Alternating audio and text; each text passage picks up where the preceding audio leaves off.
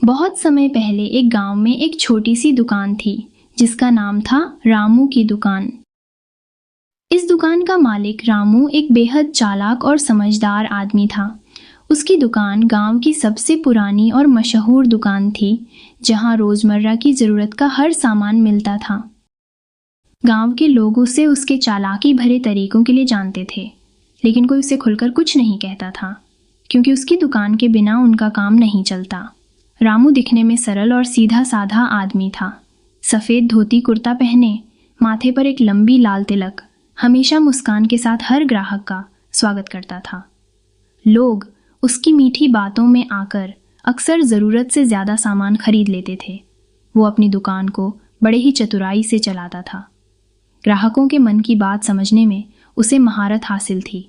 रामू का एक अनोखा तरीका था, वो किसी भी सामान का सही दाम कभी नहीं बताता था। अगर कोई ग्राहक मोल भाव करने लगे तो रामू बड़ी चालाकी से ऐसे शब्दों का इस्तेमाल करता कि सामने वाला खुद को बेवकूफ़ महसूस करने लगे। उदाहरण के लिए, अगर कोई महिला आकर चावल की कीमत पूछती तो रामू बोलता, अरे दीदी, ये चावल तो सबसे बढ़िया है, आपको इसकी क्वालिटी का अंदाज़ा नहीं है। इसका स्वाद ऐसा है कि आपके बच्चे भी और मांगेंगे। और इस तरह वो कीमत बढ़ा देता। गांव के लोग धीरे धीरे उसकी चालाकी को समझने लगे थे, लेकिन रामू के बिना उनका काम नहीं चलता था। इसलिए वे उसकी दुकान पर आना बंद नहीं कर सकते थे।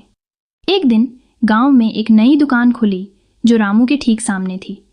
उस दुकान का मालिक था मोहन, जो शहर से आया था और सच्चाई से काम करता था। उसने सामान की कीमतें ठीक रखी और ग्राहकों से कोई धोखा नहीं करता था। रामू को मोहन की दुकान खुलने से चिंता होने लगी। उसने सोचा, अगर लोग मोहन की दुकान पर जाने लगे तो मेरी दुकान का क्या होगा। उसने तुरंत कुछ करने का सोचा। वह अपनी दुकान के बाहर एक बड़ा पोस्टर लगाकर लोगों को यह बताने लगा कि उसकी दुकान पर हर चीज़ में भारी छूट मिलेगी। ये सुनकर गांव के लोग फिर से रामू की दुकान की ओर खींचने लगे। लेकिन मोहन ने हार नहीं मानी। उसने अपने ग्राहकों से वादा किया कि वो उन्हें सही दाम पर सबसे अच्छी चीज़ें देगा। इसके साथ ही उसने एक ईमानदारी का बोर्ड अपनी दुकान के बाहर लगा दिया, जिस पर लिखा था, यहाँ झूठ नहीं चलता, सामान का सही दाम मिलता है। गांव के लोग मोहन की सच्चाई को पसंद करने लगे और धीरे धीरे उसकी दुकान पर ज़्यादा आने लगे। रामू ने देखा कि उसके पुराने ग्राहक भी अब मोहन की दुकान पर जाने लगे हैं। उसकी चालाकियाँ अब काम नहीं कर रही थीं। वो परेशान होने लगा क्योंकि उसकी बिक्री में भारी गिरावट आ गई थी। रामू को अब समझ में आ गया था कि ईमानदारी का कोई विकल्प नहीं होता। एक दिन रामू ने अपनी दुकान बंद कर दी और मोहन की दुकान पर जाकर उससे मिलने का फैसला किया। मोहन ने उसे देखकर मुस्कुराते हुए स्वागत किया। रामू ने कहा, मोहन भाई, मैं मानता हूँ कि मैं चालाकी करके ग्राहकों से पैसे कमाता था, लेकिन अब मुझे समझ में आ गया है कि ये टिकाऊ रास्ता नहीं है। मोहन ने उसे समझाया, ईमानदारी सबसे बड़ी पूंजी होती है रामू भाई। ग्राहक हमेशा उस पर विश्वास करते हैं जो उन्हें सच्चाई दिखाता है।